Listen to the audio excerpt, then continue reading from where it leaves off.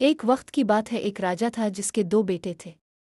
एक दिन राजा ने अपने बेटों से कहा कि जो बेटा मेरी मदद मेरे मरने के बाद करेगा, इसे मैं 2 हिस्से राज के दूंगा, और जो मदद नहीं करेगा, इसे सिर्फ 1 हिस्सा दूंगा। फिर राजा ने अपने बड़े बेटे को बुलाया, पूछा, बेटा, बताओ तुम मेरी मदद कहाँ तक कर सकते हो। बड़े बेटे ने जवाब दिया, पिताजी, हम आपकी मदद सिर्फ दुनिया में कर सकते हैं, मरने के बाद कोई भी जिंदा इंसान किसी मरे हुए इंसान की मदद नहीं कर सकता। पाप और पानीय गुनाह होने की का हिसाब मरने वाले को देना पड़ता है।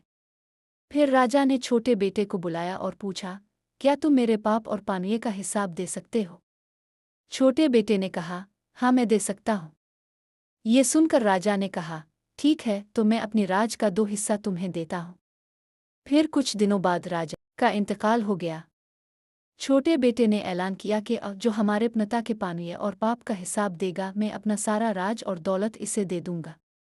इसी राज में एक गरीब लकड़हारा रहता था जो जंगल से लकड़ियां काट कर बेचता था और किसी तरह अपना और अपने खानदान का पेट पालता था।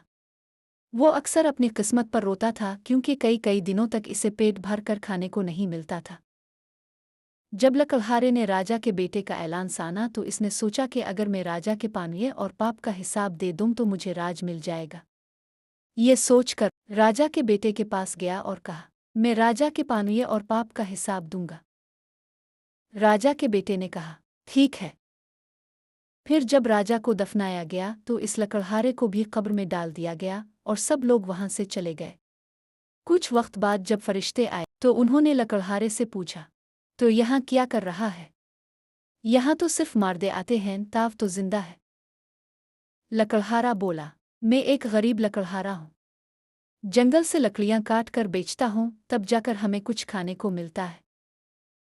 फरिश्तों ने पूछा, तो अपनी जिंदगी में जितनी लकड़ियाँ काटी हैं इसका हिसाब दे। ये सुनते ही लकड़हारे ने हिसाब देना शुरू किया, मगर वो हिसाब पूरा नहीं दे पाया। इसी वक्त राजा के बेटे ने इसे कब्र से बाहर निकाल लिया और कहा, तुमने हमारे पिता के पानीय और पाप का हिसाब दे दिया, अब मैं अपनी सारी सल्तनत मैं अब अपनी जिंदगी में खुश हूँ, मुझे दौलत की कोई ख्वाहिश नहीं। ये सुनकर राजा के बेटे को बहुत खौफ महसूस हुआ। इसने अपनी सारी सल्तनत छोड़ दी और एक साधु दरवेश बन गया। फिर इसने सादा जिंदगी गुजारने का फैसला कर लिया। संके 1 दौलत का नशा 12 होता है। 2 मालिक ने जितना